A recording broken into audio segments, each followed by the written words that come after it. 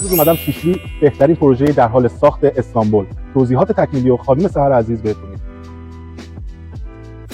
خاص‌ترین پروژه توی مرکزی ترین نقطه شهر استانبول. این پروژه از 2 تا فاز تشکیل شده. توی 100,000 متر مربع زمین متشکل از واحدهای تجاری، اداری، مسکونی و هتلی. کانسپت پروژه دقیقاً مشابه با سازه‌های دبی هست و به جهت طراحی اولین باری که توی ترکیه مشابه با سازه‌های سنگاپور در حال اجرا هست.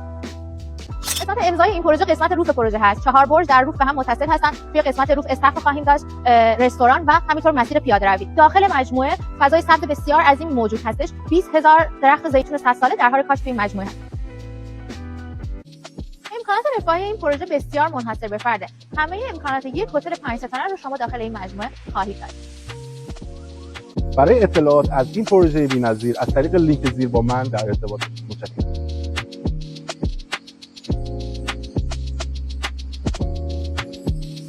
Goodbye.